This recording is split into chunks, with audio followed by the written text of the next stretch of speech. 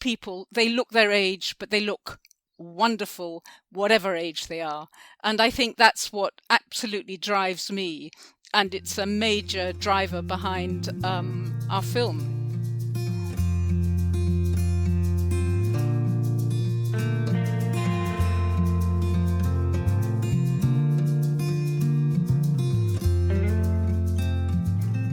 Welcome to Zestful Aging, where I interview thoughtful, inspiring, and influential guests who are changing the way we think about what is possible in our lives, especially as we age. I'm your host, Nicole Christina, psychotherapist and fellow Zestful Ager, and I want to hear from you, my listeners. Please leave me a comment on zestfulaging.com. I do read each comment, and I really appreciate your feedback. Our music is courtesy of Judy Banker. She was a guest on Zestful Aging, and her CD Buffalo Motel is out now, and you can find out more about her on judybanker.com. And as usual, I've got my loyal little Jack Russell Sparky right by my side, so let's begin. We have a really special interview for you today. We have two women who are collaborating on a fantastic project, so you're going to hear from them both. The first one is Alex Rotas, who's an award-winning British photographer who specializes in photographing older sportsmen and sportswomen. Her work has been exhibited across Europe and in the U.S., and her photos have been featured online and in print across the globe. And we have Danielle Sellwood, who has 30 years experience in the sports industry as a designer and a trend forecaster. And in 2008, she co-founded SportsSister.com, which is a trailblazing sports website for women. And most recently, she's directed visual campaigns at Women's Sports Trust, helping create lasting change in the representation of female athletes. Welcome to you both. Thank you. I'm so pleased to have you both on. Now, you're both doing such amazing things in the aging and athletic and women's field. It's really wonderful that we're going to have a chance to talk to you today. Let's start with this collaboration. And the two of you are in overlapping fields, but you found each other. I think you met about 5 years ago, and now you're working on a new project, the Maverick Generation Project. Alex, do you want to start us off and tell us a little bit about the project and what you're aiming to do here? Did you ask me? Alex? Yes, Yes. Indeed. Yes. Yeah, I'd love to. Well, both Danielle and I are so excited to be doing this. I've always worked in stills photography, and I've been photographing athletes and sportsmen and women, as you said, for the last decade now, but I've never worked in film. And Danielle, of course, has got a background filming women in sports. And it felt like a match made in heaven when we realized that we could work together and do a film about some of the amazing masters track and field athletes that I specialize in photographing. What is the appeal? And maybe this may be obvious, but what is the appeal of photographing or filming people who are master athletes who are between 48 and 83? What does it do for us? Well, they blaze a trail. Danielle, you need to come in here at some point. But I feel I feel they blaze a trail because they're the torchbearers, really, for how we can be as we age. And they present such an alternative narrative to the dominant cultural narrative that we have in our society, which puts all the emphasis on looking younger than you are. And these people, they look their age, but they look wonderful, whatever age they are. And I think that's what absolutely drives me. And it's a major driver behind our film. Would you agree, Yeah. Danielle? Yeah, so for me, I mean, I've specifically been promoting women in sport over the past sort of 12 years. And a lot of that focus was on providing role models for young girls, so that, that whole thing about if you can't see it, you can't be it. But when I was talking to Alex, we've built up a friendship over the past few years, and she's been telling me these incredible stories of these older athletes, and it's made me realize just how important it is for people of all ages to have role models, people to inspire them. So I'm 55 this year, and I've always done lots of sport. But, so for me now, my role models are these athletes that we're filming. And, I think that's hugely important. So like for Michelle, who is the youngest athlete that we're featuring in the film, she's in her late 40s. If she didn't have a whole pathway of all these women in their 60s, 70s and 80s, how would she imagine that she could keep going until she was in her 80s, 90s, 100s? So for me, I think the role model thing is really important. Everything that I have done is about telling authentic stories of women's sport. The narrative around sport is so often just about winning and, the triumph over adversity and all that stuff. But actually, the real benefit of being involved in sport is the community and the sense of belonging and the sense of purpose.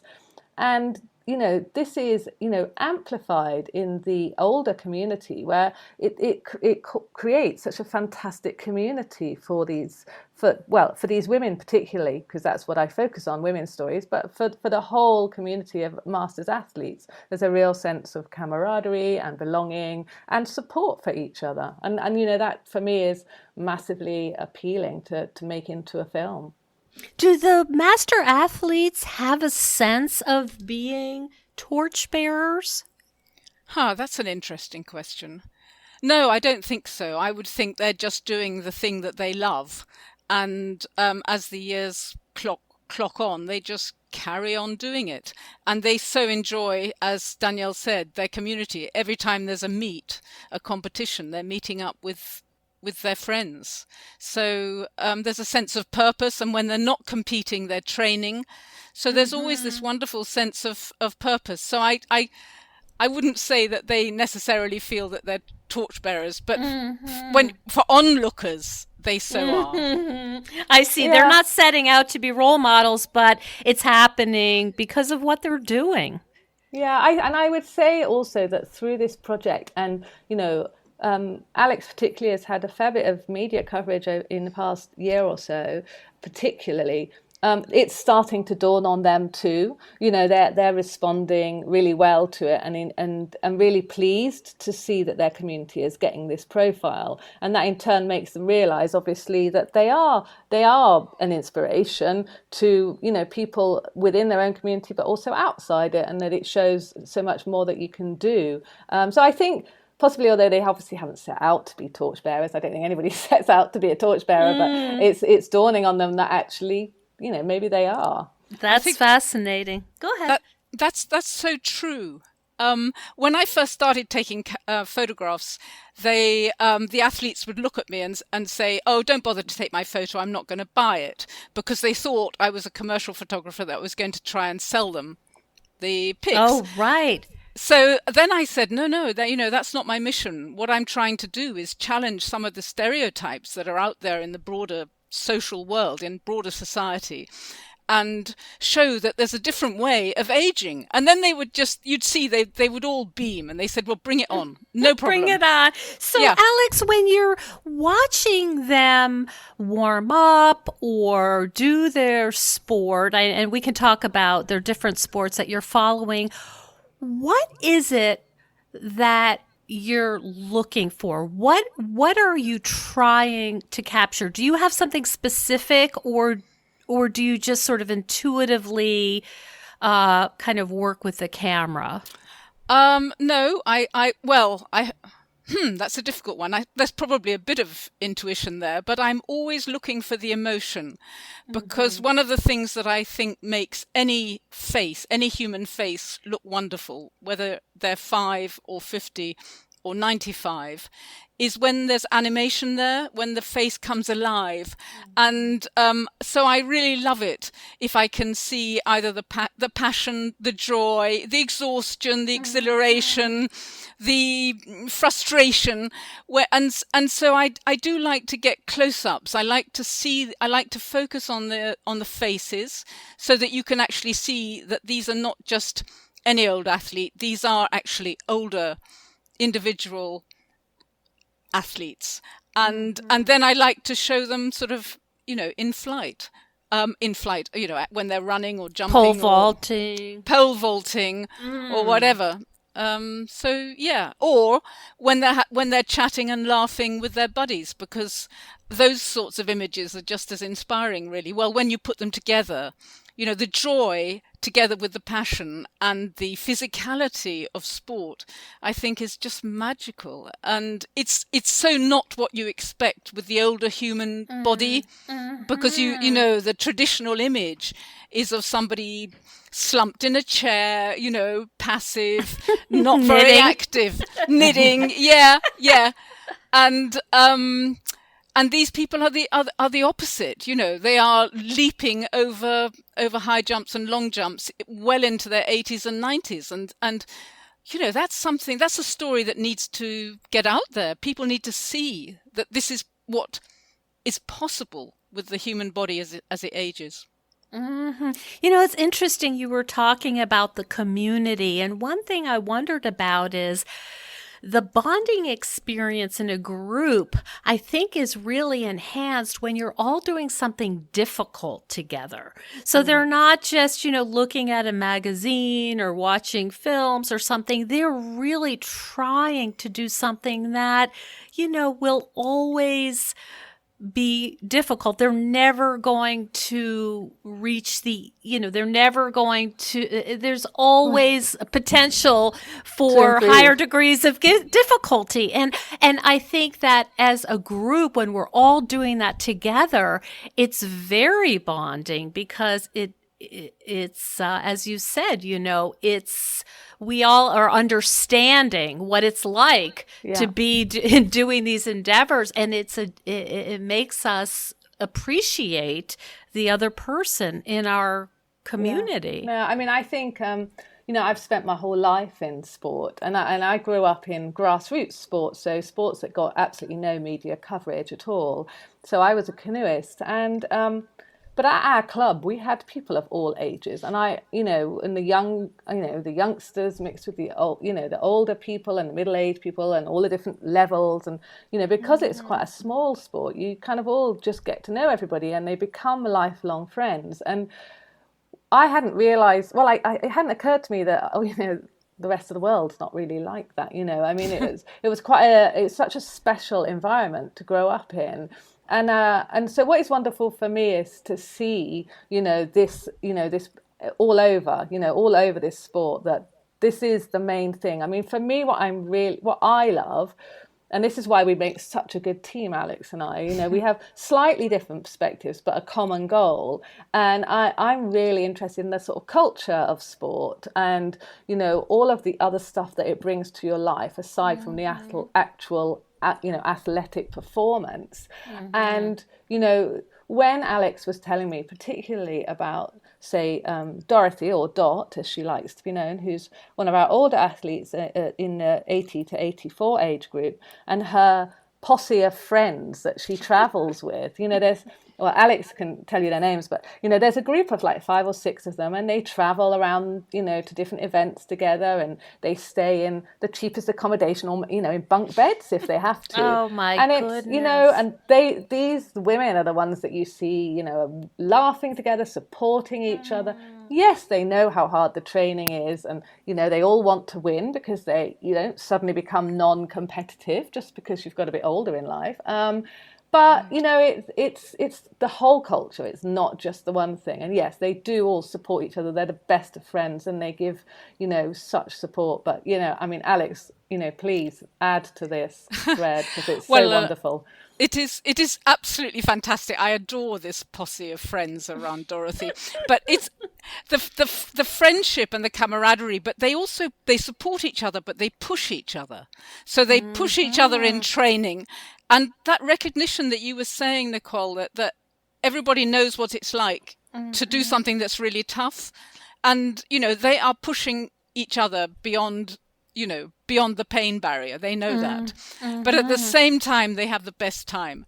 And for me, I mean, I love finding them, because basically you go into a stadium, whether it's indoors or outdoors, and you just listen for the laughter.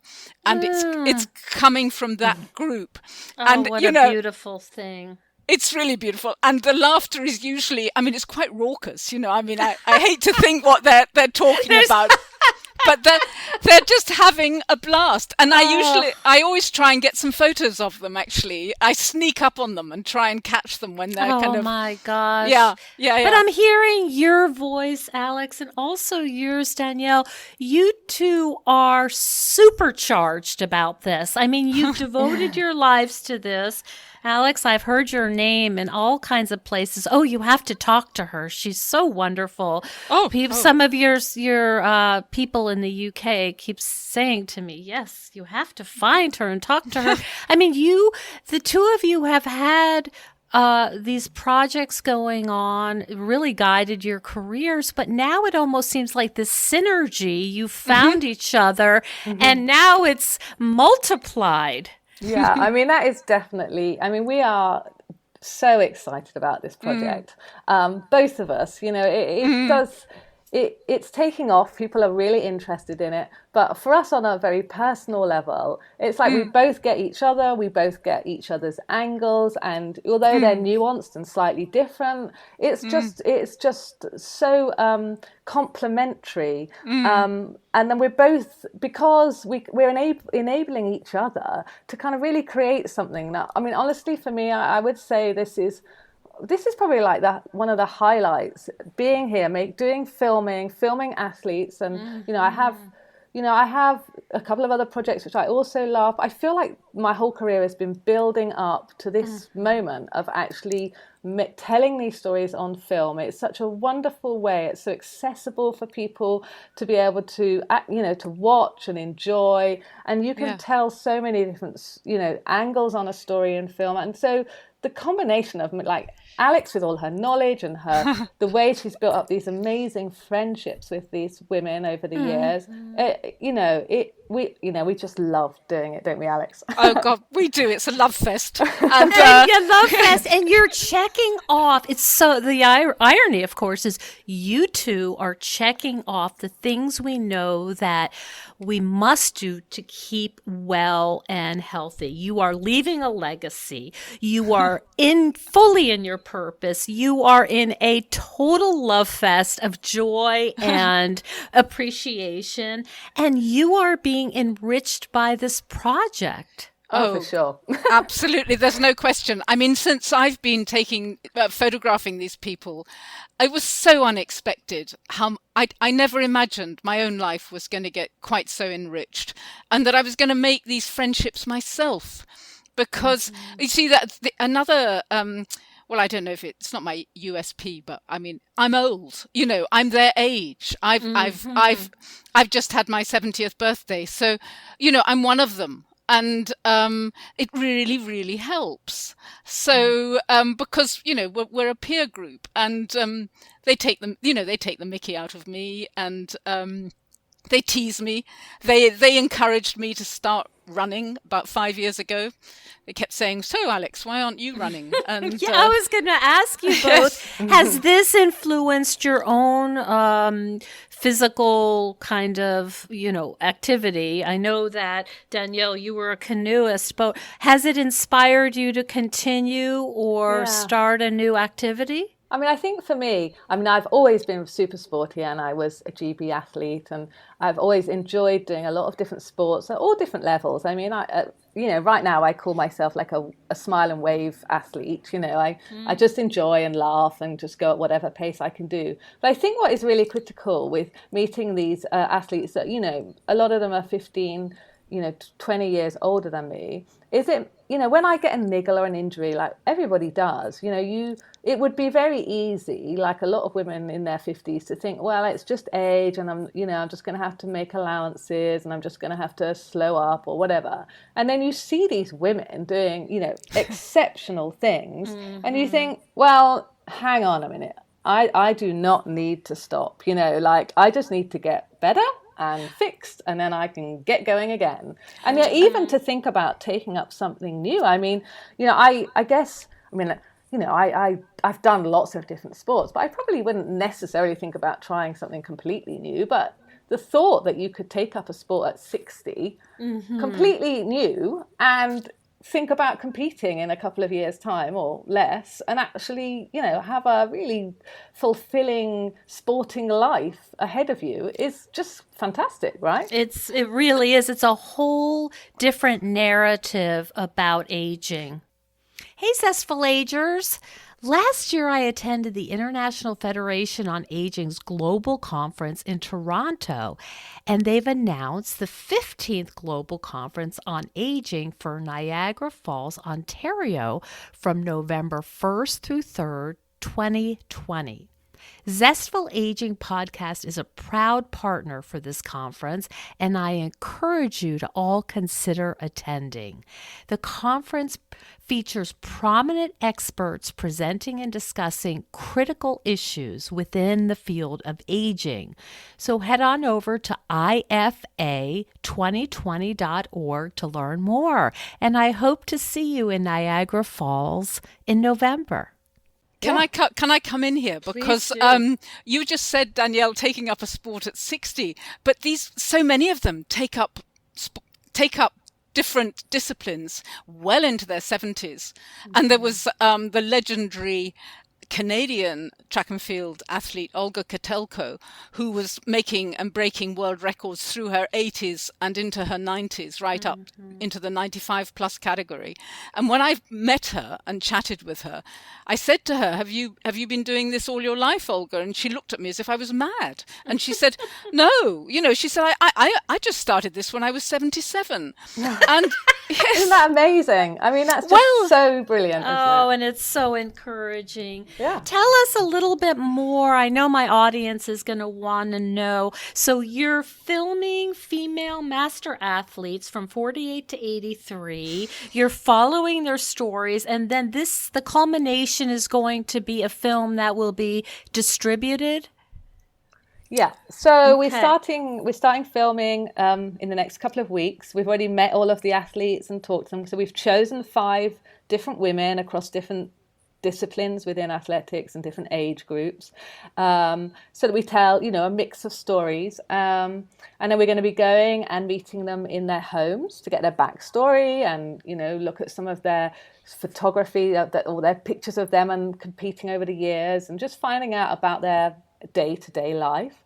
And then we're going to go to some of the competitions, and we're going to be filming them right through until September. So we're going to be going to the European Championships and the World Championships and the British Championships. So some will go to some and some not. So we're going to tell all their stories over the course of the year. And then in September, when the season finishes, we'll reflect, and we'll get them to reflect on their year. Because obviously they'll have had, mixed successes. That's just the way sport is. And then we'll start the editing process, which obviously will happen partly during the year. And we're aiming to get this out in January. Now, initially, it'll be going, we're hoping to be distributing via cinemas in the UK, more the independent cinemas and film festivals, that kind of thing. But then we are hoping, or certainly aiming, to get it on video on demand at some point, probably next springtime. But it'll depend. I mean, at the moment, the situation's changing constantly because we have so many people that are really interested in what we're doing, and so what we started off as just being a little sort of almost a little personal project, if you like. Yes. Last year, let's just trial it. Let's just make one quick film and see what people think. Has grown and grown and grown, and has a life of its own. Yeah, it really does. By this time next year, I mean, who knows? But we're excited. There's the one thing that it just makes such a difference when people are also excited, or they get it, and there seems to be a real appetite for this story and this film. So we're really encouraged by that. We're so encouraged by that. Sorry, Nicole. No, go ahead. Yes, please. I just wanted to say we started small, just as Danielle said, and then we have these moments where we get these sort of moments of grandiosity when we think, hey, we're going to Hollywood. We're going to Hollywood. Can I say? Yeah. So and going back to what Danielle was saying about following these people, I think one of the remarkable things about them is that on one level we're going to have the time to show that these are quote unquote ordinary people doing extraordinary things. They and that is incredible. I mean, Dorothy, when she's not in her GB kit, when she's not wearing her track and field kit, she'll walk down the high street and you'll just think, well, older lady at the bus stop or whatever. And then it's almost like, boom, the GB kit comes on and then it's like Wonder Woman. Superwoman, yes. Exactly, yeah. That's lovely. Oh my goodness. And they're so unassuming. I also wanted to say that actually, because you were talking earlier about their attitudes and, Danielle, you were saying about when you get illnesses or injuries or whatever. It's not that these people are superhuman. They have the same heart attacks, joint replacements, cancers, whatever, the same illnesses or issues that that hit all of us. They just have this amazing attitude. They're very no nonsense about it. Yes, I had a mastectomy, and then 10 weeks later I was pole vaulting, and why wouldn't you? And that's straight up. That is a direct quote. And I think that for me has been, because I'm a bit of a wimp, I mean, I have a cold and I'm like, oh dear, under the duvet. And, it's a real lesson when you see how matter of fact they are. And I think persistent, persistent. I think also but part of that is also because they have this purpose. So they've got an end goal, they've got something that they're aiming for. So if the World Championships are in 3 months and you've got to have major surgery, you're like, for them, they're like, okay, fine, I need the surgery, but as long as I'm well for the World Championships or whatever it is, having that end goal of, what they're aiming for, what they've been, training for all season, I think in a lot of ways is helping them through these difficult times. And certainly Sue Yeomans, who's featured in our pilot film, she said it's what keeps her going. It's what, she's had low times in her life, and her husband said, come on, let's get back down to training, and it's given her a sense of purpose again, a sense of belonging, something to look forward to, and it's hugely important for her. And that's what drives her. So it's just fantastic that the sport does that for them. And also they clearly transmit this sense of purpose when they go and see their doctors, because there's this feeling that once you reach a certain age, the medical profession is going to say to you, oh love, can you do your shoes up? That's enough. But they will say, Sue will say, I told my surgeon that I needed to, no, she said, my surgeon asked me if I had any events coming up. And I said, yes, I need to go to the Worlds in New Zealand, just the other side of the world. Of course. And the surgeon said, oh, okay, we'll get you there. And they worked together as a team. And I think that's really inspiring too, because it's so easy to think that once that ageism is so prevalent, and ageism is prevalent, but evidently if you've got a particular attitude, it's like an aura, you can transmit it and it gets picked up. So if it doesn't, you choose another physician. Well, there you go. Yeah. Yeah. Too true. That's wonderful. There was this phrase that I loved, look old and look wonderful. Does anybody want to? I mean, you've all Yeah, touched on Alex that. is so good at talking about this. Go, Alex. Well, thanks, buddy. Okay, it's my driver. It's what drives me, because I'm so sick and tired of this pressure that to look younger, and that the only way that you can look good is to look young. So if somebody says when they find out how old you are, oh, you look really young, that's meant to be a massive compliment. And actually, you can look terrific even if you've got lots of lines and wrinkles. You don't have to Botox them out. And for my money, I have this kind of rule of thumb. I like looking at somebody's face and thinking, would I want to have a cup of coffee with this person? And it's not based on how old they are and how many wrinkles they've got. It's based on how animated they are, how engaged they are, their curiosity, and so on and so forth. And I think these athletes that we photograph demonstrate that in spades. The epitome of zestful aging. Yeah. If I can add to this, because I have spent a long time challenging how sportswomen have been portrayed in the media, because up until recently, it is all about sex appeal. And obviously that narrows down the amount of athletes that get any media coverage at all, because if you look a certain way, then you get coverage and sponsorship. If you don't, forget it. So I've worked really hard in trying to get rid of all of that, those barriers, and celebrate the sport and the athlete rather than, whether she looks like a supermodel. It doesn't matter whether she does or not, like that's not relevant. So for me, this is just like an extension of that whole project and mission that I've been working on for the past 10, 15 years, that it's a whole, it goes all the way through in life. It's such an important message that we celebrate the person, Yes.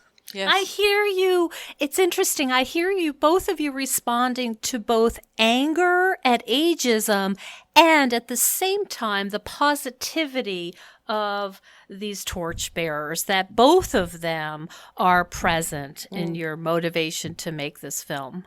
Yeah, no question. We can get quite angry.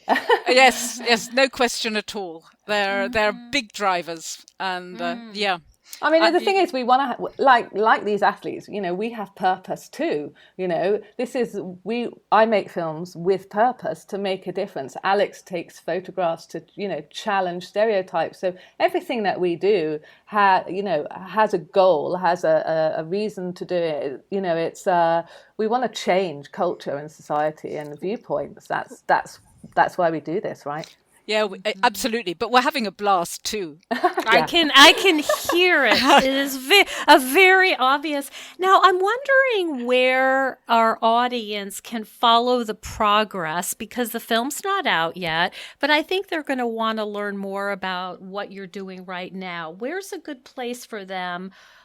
Is it best to go to Sports Sister, or is there another place to So I don't work with Sports Sister anymore, so that's an old project. So first of all, we're going to be sharing the making of the film and lots of clips and blog posts and all sorts of things. So there's going to be two main places. If you go to our Instagram feed at Maverick Generation, there's lots of stuff going to be going on there, and it's already up and running.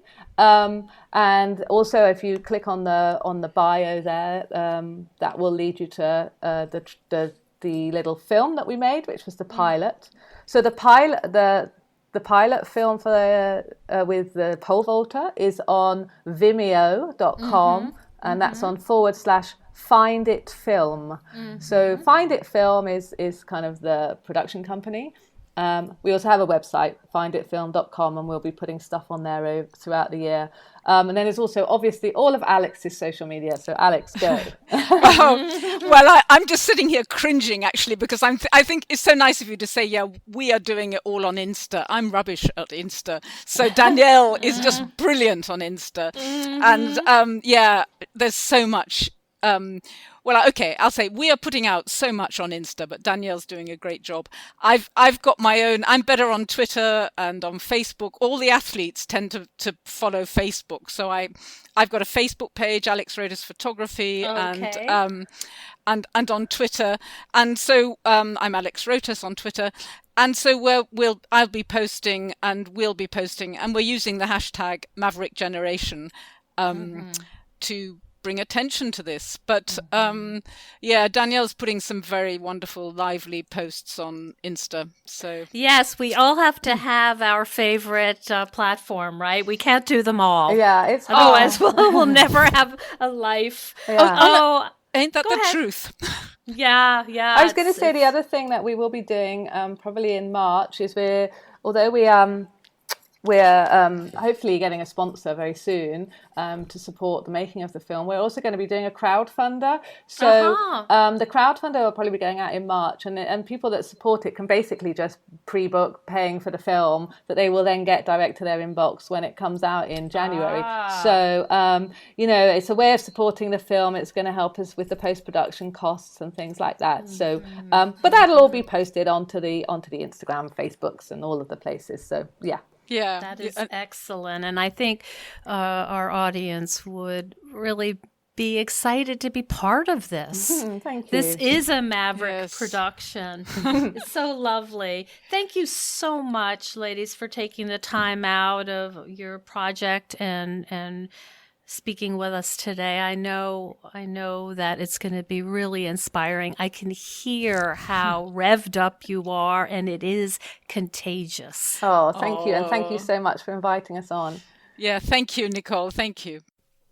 Thank you so much for joining us on Zestful Aging. If you like the podcast, please share it with some of your friends. I love to hear from my listeners. Send me an email at NicoleChristina.com. In this phase of our lives, we're more aware that our time is precious, and we certainly don't want to waste it taking care of stuff that we no longer need, left over from a life that we are no longer living. We know we would feel better with less clutter and more open space, but we don't know how to get there. If this sounds familiar, I'd love you to check out the online course I've developed with professional organizer and designer Carrie Luderin. This course is different than others you may have tried because we give you clear steps to deal with the clutter and tools to help you face the overwhelm and feelings that come up when you're going through your clutter. It's practical and realistic, and the lessons are short and punchy and very manageable, but it has the power to change your life. We all deserve to live in a peaceful home without the chaos of too much stuff. Find out more at NicoleChristina.com. And stay tuned next week for another interview with a fascinating and inspiring guest.